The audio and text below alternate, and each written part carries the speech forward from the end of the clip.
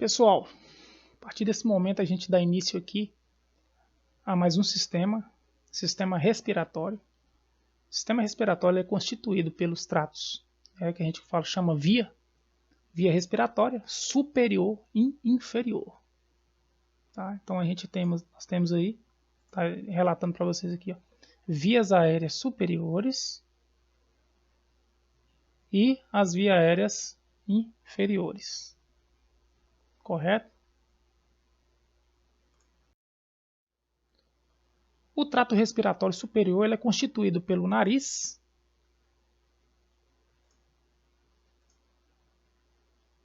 nariz externo, cavidade nasal, faringe, laringe e parte superior da traqueia.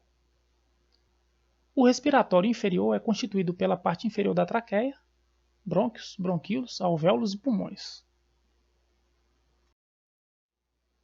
Neste slide aqui eu vim mostrar para vocês a importância da respiração. Qual que é o objetivo da respiração?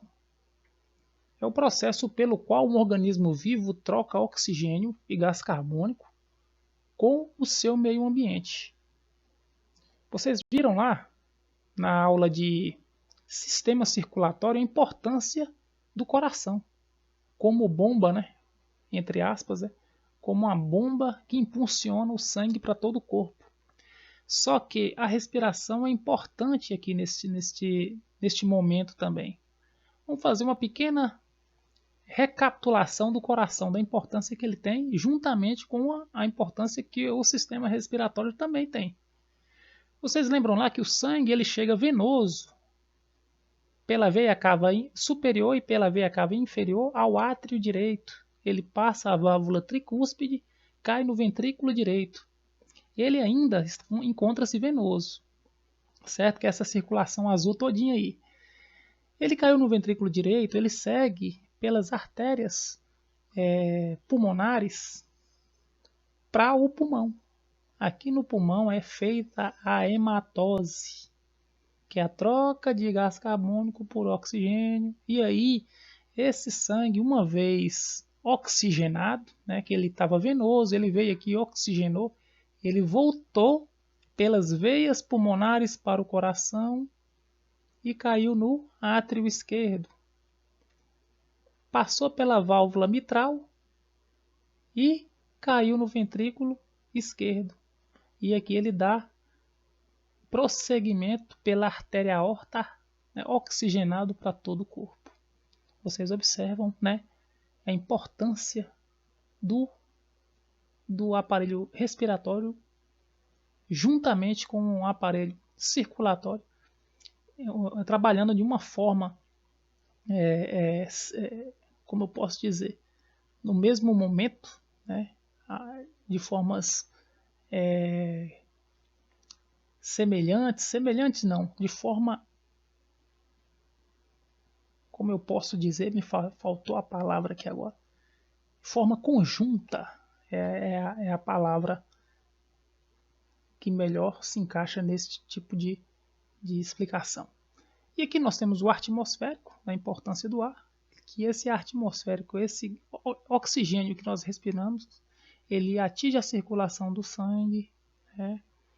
E ele, através de umas células de transporte, quem carrega esse oxigênio são as hemoglobinas, que favorece todo o deslocamento que eu acabei de explicar para vocês nessa grande circulação.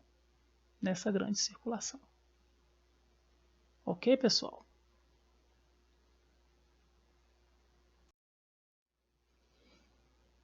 E o nosso objetivo aqui é trazer para vocês as doenças do aparelho respiratório. Assim, não dá para falar de todas, vamos falar de algumas apenas. E em se tratando de clínica médica, o que a gente pode trabalhar, o que nós encontraremos.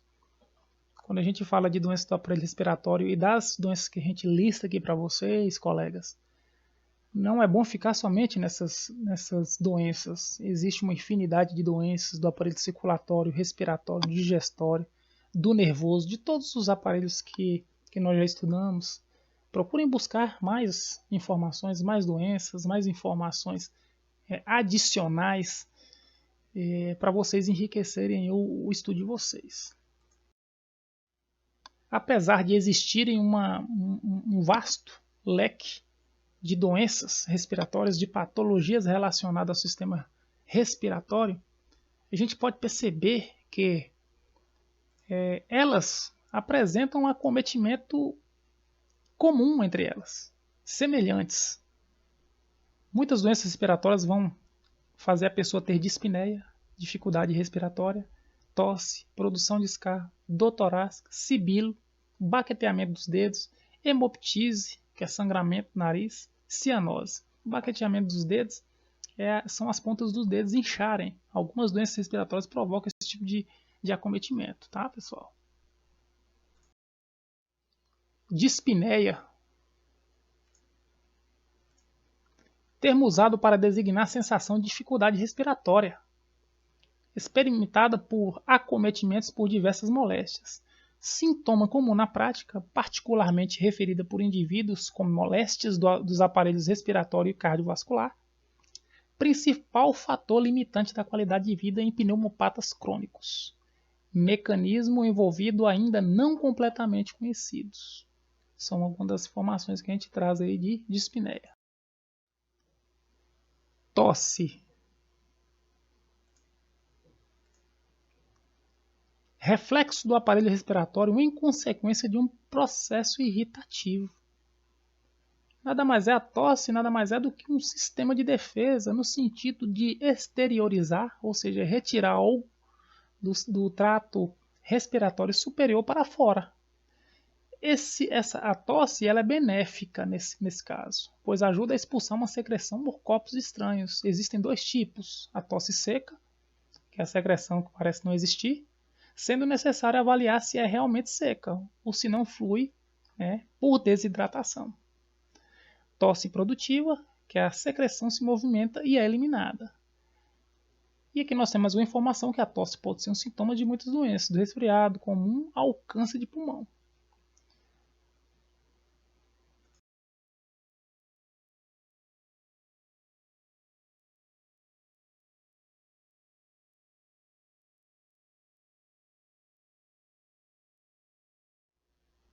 Aqui está, pessoal, o baqueteamento dos dedos que eu havia mencionado para você anteriormente. Você pode perceber que a porção distal, a porção mais externa dos dedos, elas encontram-se edemaciadas, ela encontra-se inchadas, tá? Sinal caracterizado pela hipertrofia das falanges distais, dos dedos e unhas, mão que está associada a diversas doenças, a maioria cardíaca e pulmonar. Aqui é o dedo normal. E aqui nós temos um dedo baqueteado. O dedo normal ele tem uma angulação de 160 graus. O baqueteado, a angulação ela aumenta um pouquinho, 20 graus para 180.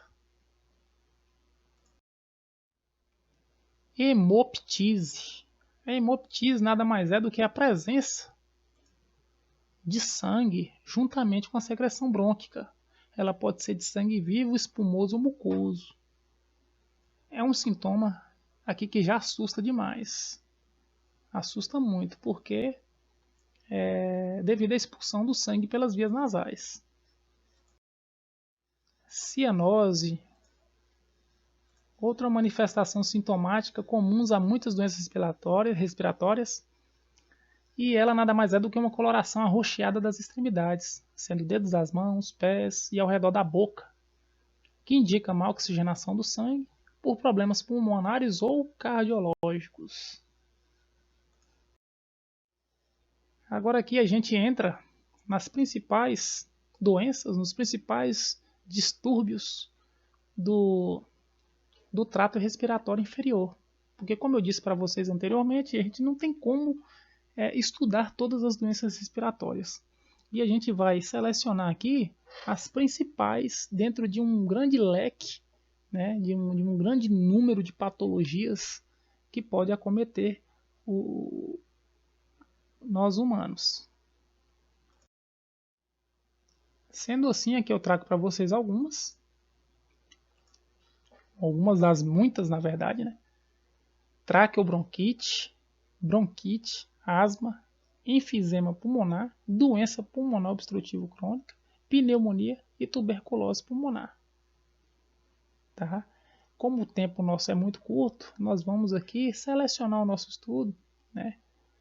Apenas comentaremos sobre bronquite, asma e pneumonia. Mas isso não impede de vocês buscarem informações relacionadas às demais.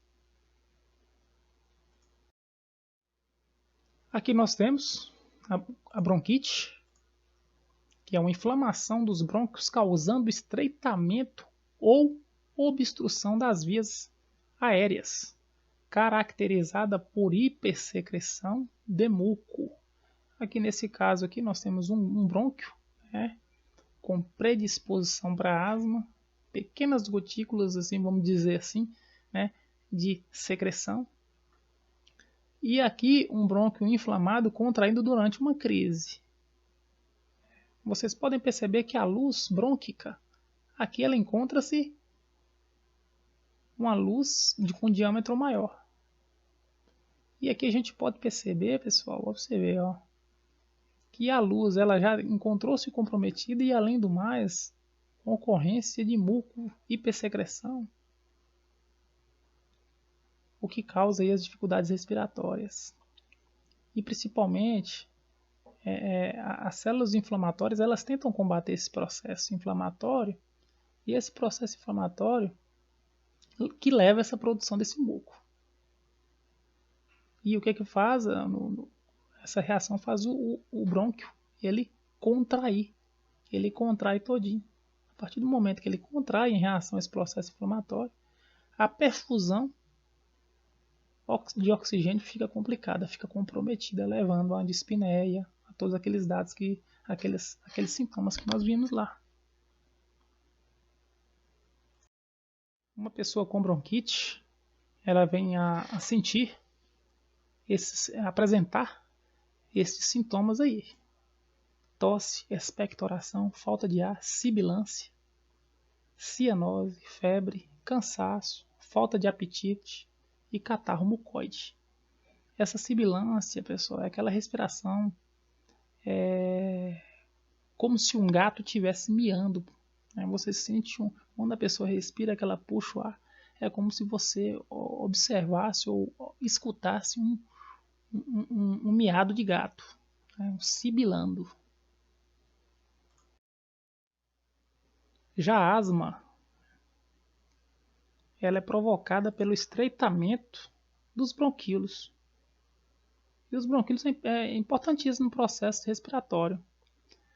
E esse estreitamento dos bronquíolos dificulta a passagem do ar, porque ele provoca uma contração broncoespasmo. O que acontece posteriormente? Esses bronquíolos eles inflamam e eles segregam esse muco, né? E a partir do momento em que mais muco é produzido, maior o problema. Maior o problema. Vocês podem perceber que a luz já diminuiu. Ó, o certo seria assim: o diâmetro de uma luz maior. Já não bastaria a inflamação da parede e ainda temos um muco.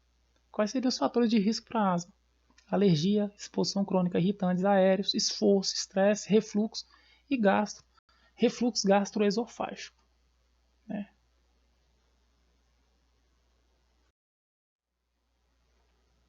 Sintomas: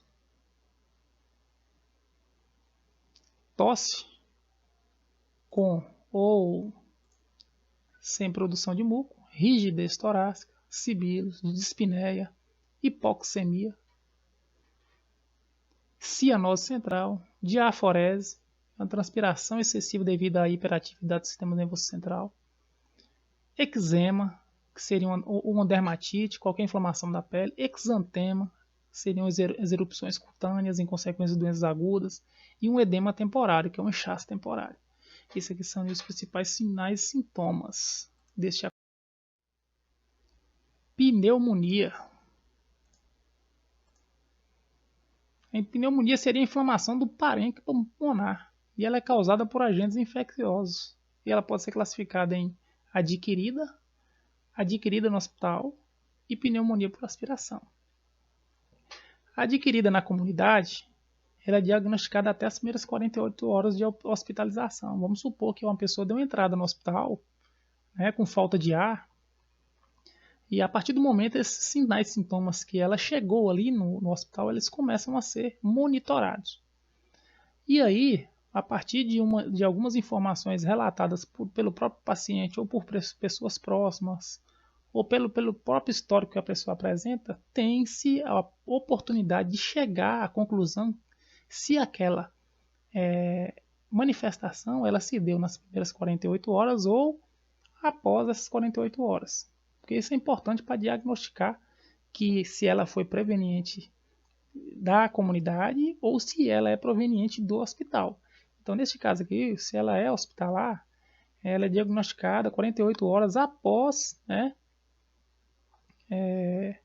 a admissão, ou seja, a partir do momento que ela deu entrada no hospital e sem evidência de infecção no momento da internação.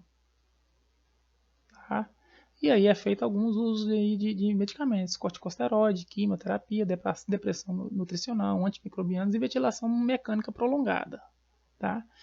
E existe a pneumonia por aspiração, que a pessoa, né, ela aspira, né, qualquer líquido, seja proveniente do conteúdo gástrico, um conteúdo químico exógeno ou algum gás irritante que adentra ao sistema respiratório, através das vias aéreas. Então, a fisiopatologia ela vem nos explicar como é que acontece essa inflamação. Essa inflamação ela pode acontecer nos alvéolos, produzindo um exudato, e esse exudato, pessoal, essa secreção ela interfere na forma com que o oxigênio penetra os pulmões, penetra brônquios, bronquíolos. E assim, a hematose, a oxigenação, ela fica comprometida. Então ocorre uma migração de leucócitos, que são células de defesa, tá, do próprio organismo, no sentido de combater aquele exudato.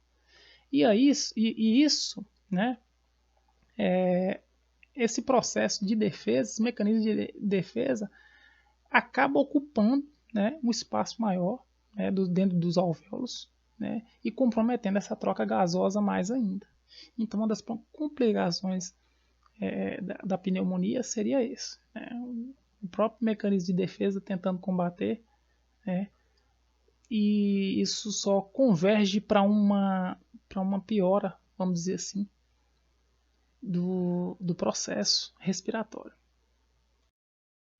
Sinais e sintomas. A pessoa que sofre com pneumonia são esses aí: febre, dor torácica, tosse, taquipneia, taquicardia, taquipneia, aceleração da respiração, taquicardia, a aceleração do coração, dispneia, dificuldade respiratória, ortopneia, que é dificuldade ao levantar-se, inapetência, falta de apetite, sudorese, redução da perfusão periférica, ou seja,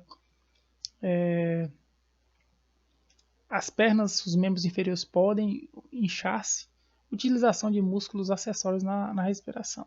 Então aí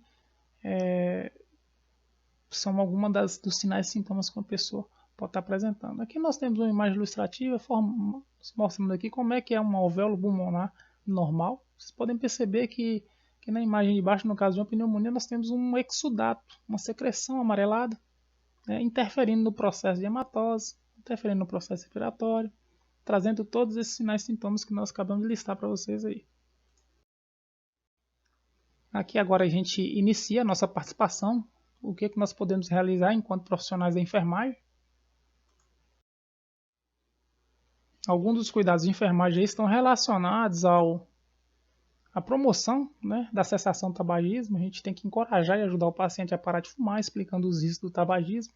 Infelizmente, o fator comportamental ele tem um peso maior aqui, nesse tipo de cuidado, e a gente tem que convencer essa pessoa a isso. Melhorar a troca gasosa, monitorar a gravidade dos sintomas, dos sons respiratórios, da oximetria de pulso, dos sinais vitais, administrar broncodilatadores e corticosteroide, de acordo com a prescrição médica.